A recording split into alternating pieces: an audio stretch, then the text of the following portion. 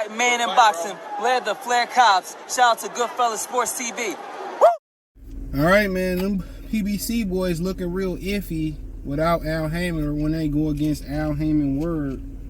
You know, they looking real iffy and shit. AB leave Al Haymon. Can't knock out a lawyer. Almost getting knocked out by Blair the Flair Cobb. You know, Errol Spence don't listen to Al.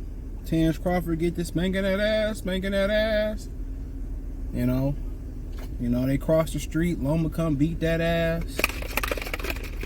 Gary Russell, Deontay Wilder leave and gets raked up like some leaves. Nigga getting washed by Zane, Gang, Kane, Fury.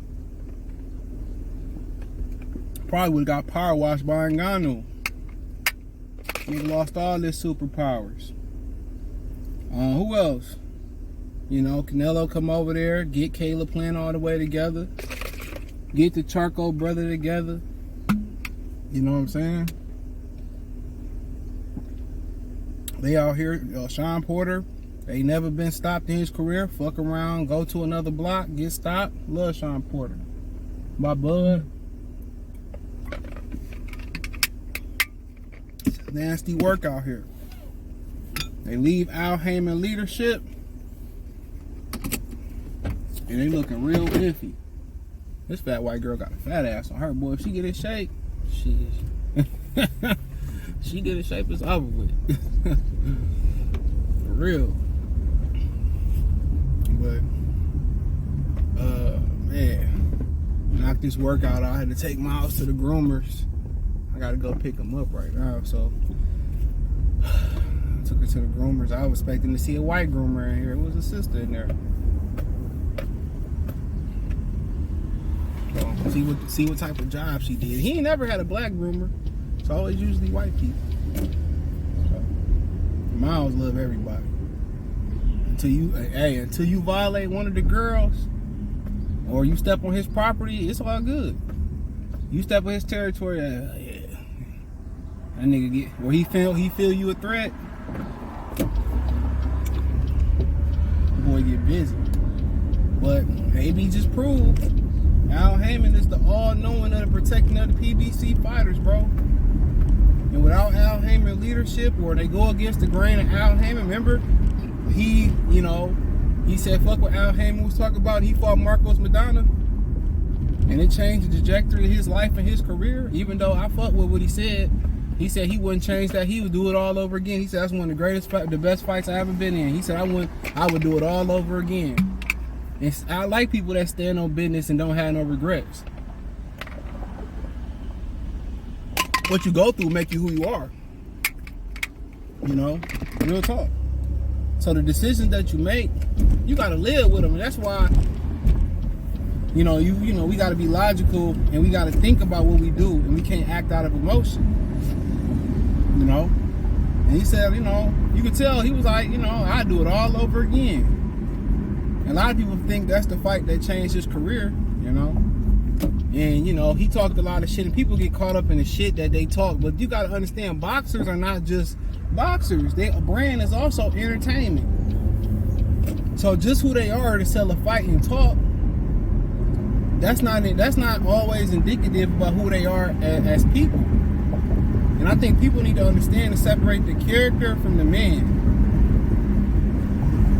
You know, Deion Sanders, it was Prime and it was Deion. You know, if he don't beat Prime, his paper look real light. You know, it look real light. So, you're gonna get that paper, you gotta speak, you gotta market, you gotta promote. But Al Haymon is a protection plan. He that plan when you buy a TV or a computer, when you get the 3-year or the real lifetime warranty, or you get the extended warranty on them AirPods that you got, you can spend $30, $36 to get the warranty if something happened to them. But our cheap ass don't never want to get it. That's who he is. That's who he is. You know? And it's okay. It's okay. You know? He protects his fighters. You know, they don't matchmake them the right way to groom them to be prepared for when they do really step up. They wait too late to step up. And when they step up, they get exposed. That's why matchmaking and grooming these fighters is so key, where Top Rank, you know, they got caught up in just keeping Edgar Berlanga's knockout streak alive. That wasn't good for Edgar Berlanga, because then he believed he could just go out and knock everybody else out instead of develop his skill set. They destroyed it. So now, where he should have been 6-7 fights ago, you know, working on the jab, moving his head, and where he would have been if he didn't believe he was a knockout king, he can knock everybody else out. He's so far behind that I just think it's a wrap. And Al Haymon have done things to his fighters like that. You know, keep feeding them certain fighters, keep protecting them, and matchmaking them soft, and you know what I'm saying? You know, and then by the time it's time to really step up, they real step up fight is a Crawford, is a Fury getting off the couch. You know, it's a big money fight where if they win this big money fight, they superstars. But a lot of times they lose that fight. So his overall plan was a failure. It was more business decisions than logical boxing decisions, and you gotta have a balance. He matchmade these guys so soft. He overpaid them to be inactive. He paid guys because he didn't want them to fight top fighters.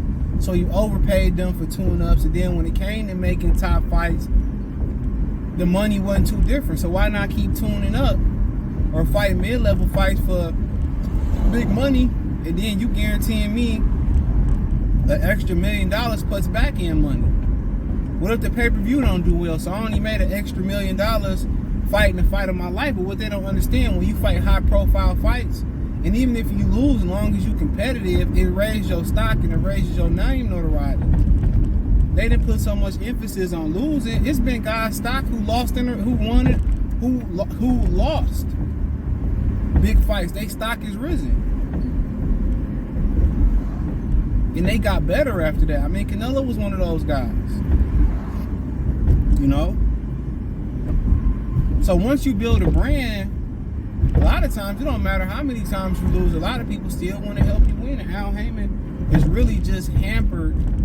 He's really debilitated a lot of these fighters because they came in hungry, and by the time they even reached the title, they wasn't hungry no more. Look what he did to Colbert.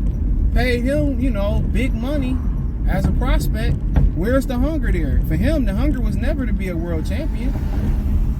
That was never. He just wanted some money. Listen to him. Money, money, money, money, money.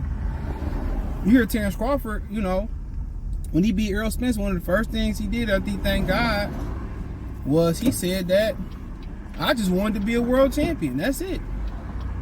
That was my goal. I wanted to be a world champion. He said that was his ultimate goal. I mean, that's all I wanted. It wasn't to be a millionaire, and I'm pretty sure that was on the bucket list. It wasn't to make 10, 20 million. I wanted one of them belts. And what Al Haymon do when these dudes come in, he sit down with them, and they talk about just getting some money. This is how much you can make, this, that, and the third. And right then and there, the mind shifts. Oh, fuck them belts. We'll make sure you get a belt. You get something with a belt. He didn't, you know, pull fighters out of top fights and promise them championships, and he's delivered, but he's really debilitated a lot of these fighters, man. He's really stopped them from reaching their potential. And I would equate it to this. When you with a woman and you prematurely get too sexual, you talk too sexual with her too early and she just turned off, a lot of times it really ain't no coming back to that. Now, if she like you or whatever, you know, she may overlook some things if she really attracted to you, but a lot of times when you talk sex too much with a woman, a lot of times it's a wrap too early. So, but with these freaks today, they you ain't even gotta do it. They gonna initiate some type of sexual intimacy or sexual hints and all that shit. Real talk. But that's kind of what it is. He had these guys think about money too early. You know? And his ability, his plan to groom these guys, it didn't work out. You know, his plan to groom these guys, it failed. It failed. Well, you know, his plan, like, you gotta matchmake these guys the right way, bruh. You know, and they stepping up too late, and they not fighting. They weak against Southpaw, the orthodox fighter. And then, you know, by the time they get their big fight, guess what? The big fight is whatever their weakness is. You know, if you know Errol Spence got a problem versus Southpaw, let's get him fighting some Southpaws early in his career so he can get that repetition, so he can, you know, get used to it. Whatever their weaknesses is when you matchmaking, you can get with the trainer and y'all talk about it. Okay, he weak here, so let's get this guy. Okay, this guy's Southpaw, but he can't punch, so we gonna get used to the angles. And oh, this guy's Southpaw, you know, but you know he ain't got no chin. So that's how you do it. So, you know, but he's really, his protection plan. You know, they made some money, but they didn't make the money they really could have made, in my opinion. So. But, you know, ultimately, it is what it is, man. It is what it is. So, I definitely appreciate y'all for listening. Thumbs up the video, share the video, subscribe to the channel, check out the Patreon, hit the link tree, find me on X, Instagram, Spotify, Anchor, Cash App, Venmo, PayPal, Apple Podcasts, Google Podcasts, the whole nine.